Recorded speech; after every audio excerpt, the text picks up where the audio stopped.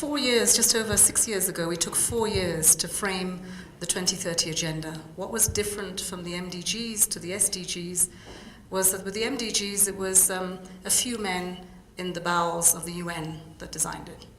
And when we came to the SDGs, it was 193 countries that got involved with civil society, with academia, with business, to give us a response to what were the crises and the context of many, many challenges, but also opportunities in the world.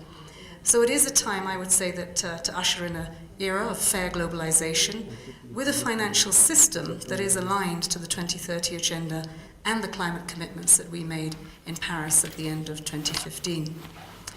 Both the 2030 Agenda and the Paris Agreement, and I would add to that the Addis Ababa Agreement, are the tools that we need to point that way. A lot of discussion went into them, and I think that we more or less agreed that these were really important frameworks that we could use to move the agenda. They do promote economic dynamism, social equity, environmental sustainability. They demonstrate that transforming the global economy to a low-carbon, climate-resilient path is feasible. So for all the skeptics, we do have a way forward. They also show how investing in a sustainable future can end the injustice of poverty, because that is what it is a huge injustice on the face of humanity. So to seize this immense potential, partnerships are going to be crucial to this. Partnerships within ourselves, I talked about this morning, within the UN country team, within governments themselves, between the sectors and how you work with one another, but also with some newcomers, business, our science communities, all underpinned by some of the successes that we've seen and the ways to hang on to these partnerships that we've had with civil society, parliamentarians, and governments. So in a sense, for this universal agenda, everyone has a stake. And that's the whole 7.5 billion of us. So often we are working 9 to 5 in our silos, on our issues, but when we come home, what we do collectively will affect us as a human family. As we put forward the discussions today, public finance is going to be fundamental, and we must make it the cornerstone of our efforts. I'd like to highlight just 3 points, and there are many more than this, but first, that official development assistance is still vital, public finance, to achieve delivery on some of our public goods. And I've seen the difference that ODA can make in my country, Nigeria, when it really was used to leverage better health services and education. And when these commitments are met and dispersed consistently and predictably, people and communities do flourish. We see entrepreneurship blossoming, we see civil society grow stronger, and that helps to improve on accountability and transparency. So we need ODA, but we need it on time, and we need it at scale. We also need to use it to mobilize other resources for financing development. Now we're not taking a piece of development, we're taking the whole. We're saying the economic, the environment, and the social aspects are 3 strands of the sustainable development DNA, and therefore we need all of it. We need to see ODA used in a catalytic manner. We can help tap into local investor bases and develop domestic sources of financing for sustainable development goals. With catalytic ODA, countries can shift over time from international to domestic resources.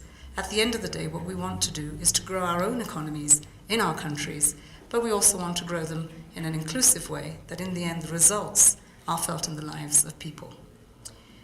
We at the UN can work on the ground to help governments achieve this. We have been doing for several decades. It is a new era of sustainable development, so everyone has to learn how to do this better in a much more integrated way and responsive way.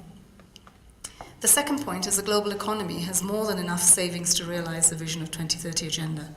In fact, when we went to Addis, we were talking about billions to trillions, and we were told about how many trillions there are in idle funds and how much there is in savings. But I think what we haven't yet been able to do is to have these resources better aligned with sustainable development. How we unlock them, what are the keys for that? How can we leverage that movement? Right now, most incentive structures in financial markets don't aim to achieve social returns. Yet we've seen how private investors, many times with the support of public policy and finance, can drive global development by channeling billions of dollars into countries around the world. The role of public finance can be magnified by efforts to mobilize and leverage private capital into specific development projects through improved incentives, including via blended finance and greater use of public risk-sharing financial instruments. In a sense, what we do need to see are more pipelines of projects around climate, around sustainable development, which will attract those investments and where we can find opportunities with public finance to de-risk them. All this has to have a result, and results have to be seen in boosting farmers' crop yields and spurring economic growth, helping countries tackle climate change, and more importantly, the eradication of poverty. Additionally, at the global level, our financial systems are not channeling savings towards investments in areas that are needed for the SDGs, including sustainable and resilient infrastructure, key to helping ensure that we can grow our economies in a sustainable way. We need to reorient the financial system to address this gap. This implies greater longer-term investments, as well as a shift in financial markets to incorporate sustainability indicators. The United Nations will continue to play its role of promoting peace and security, humanitarian relief, and inclusive sustainable development. And here you will be wondering why I'm talking about this in the middle of this conversation, but we do lower the risks for long-term private investment to help secure SDG commitments when there is an enabling environment. And that's what we contribute to. In additional, international tax cooperation is critical to ensure that the profits of multinational entities are taxed where economic activity occurs and value is created. Wealthy individuals should pay their fair share and not be allowed to hide their wealth. Our hosts have pioneered new ways for governments to engage with citizens on tax justice, and I congratulate them on the first successful plebiscite on tax havens held earlier this year. The entire global community needs to go further to ensure that international fiscal justice is a reality. The third is that developing countries have an enormous need for investments in sustainable infrastructure. We see incentives, especially for least developed, landlocked, and small island developing states, needing much more every day. Sustainable infrastructure saves lives and it spurs progress. We must keep our promise to try to reach the furthest behind first. At the same time, we have to address the needs of middle-income countries, where in fact there is the most of inequalities and the poorest reside. And we see very widely varying levels of per capita incomes, poverty. Again, often there is a struggle to access affordable financing. I encourage governments to use the fiscal system to reach vulnerable people on the margins of society.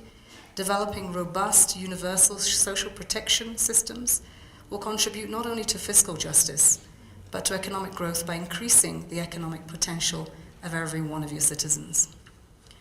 The UN is ready to work hand in hand, as I've said, to deliver on financial justice and sustainable development. It's a new part of our remit in the Sustainable Development Agenda. And so on behalf of the Secretary General, we are currently leading a comprehensive review of the UN development system, and we are trying to make sure that we're fit for purpose for all of you.